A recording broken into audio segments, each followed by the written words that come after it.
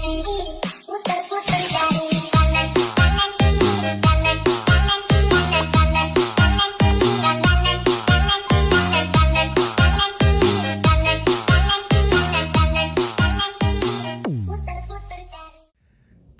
hebatnya suara.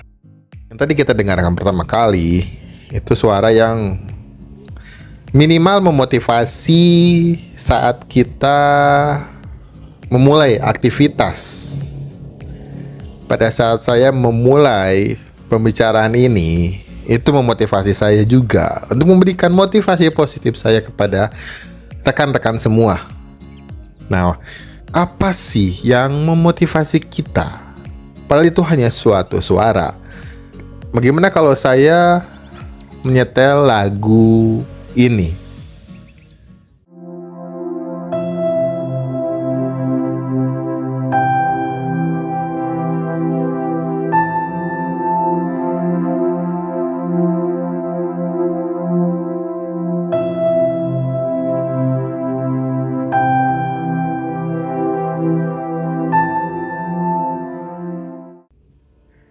Aduh, bawaannya nggak motif, nggak ada spirit banget kan, nggak ada semangat banget dalam lagunya kan.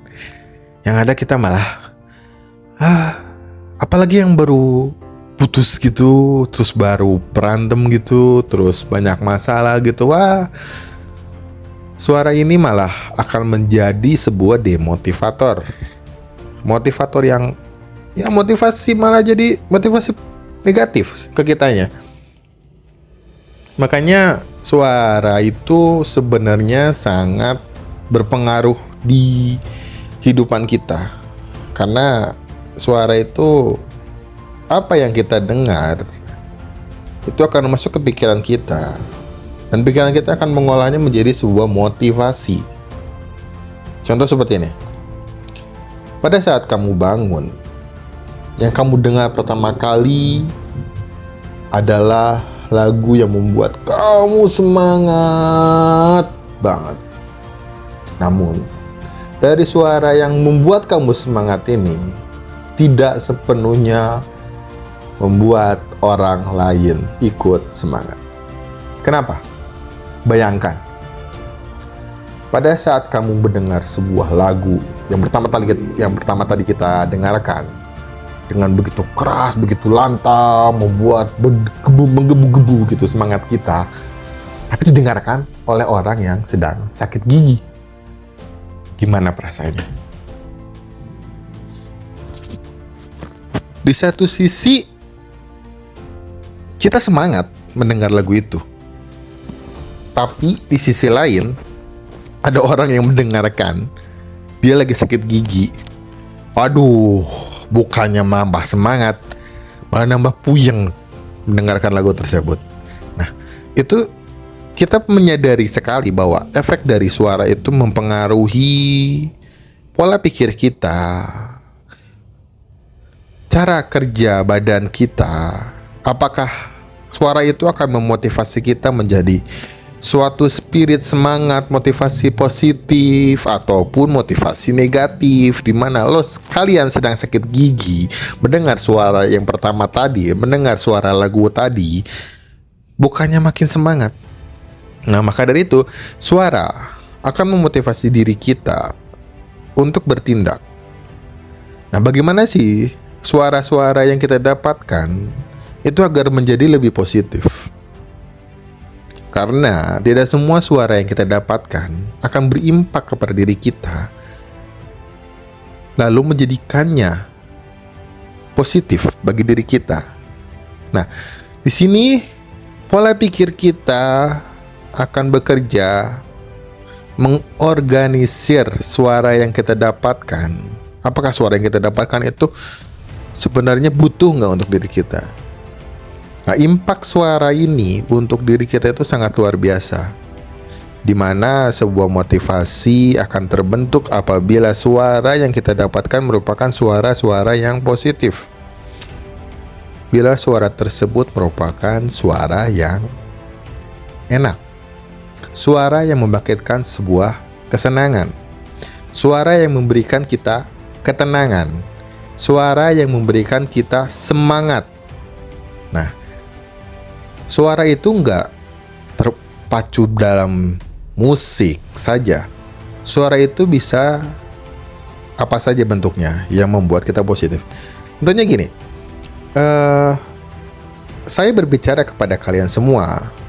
Apabila suara saya bagus, suara saya enak, suara saya tenang, apakah memotivasi kalian semua?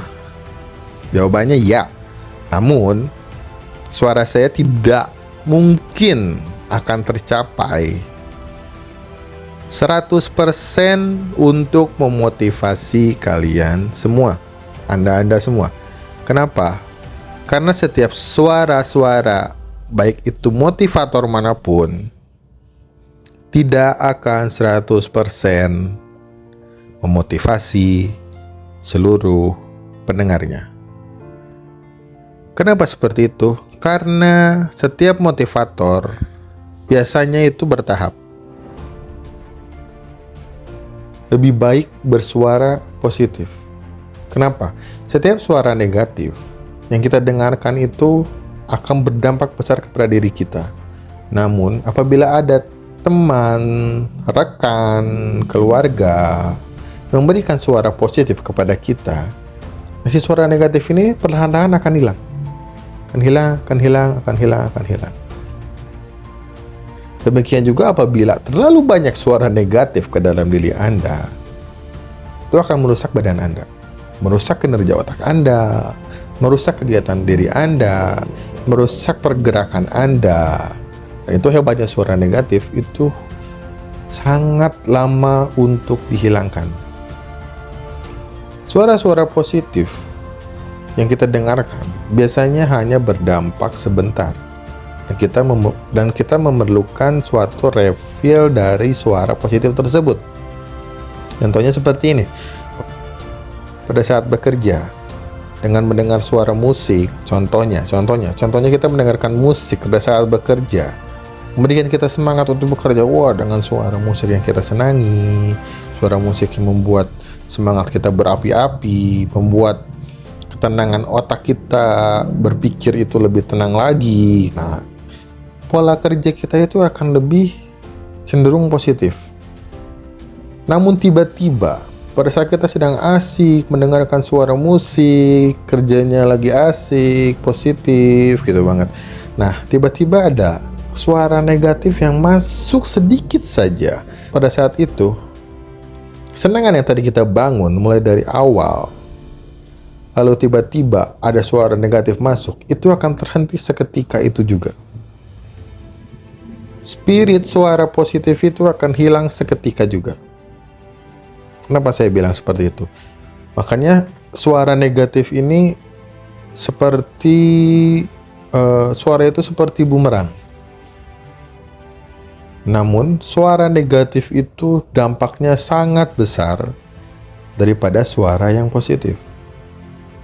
Setiap suara positif itu kita perlu mengulanginya.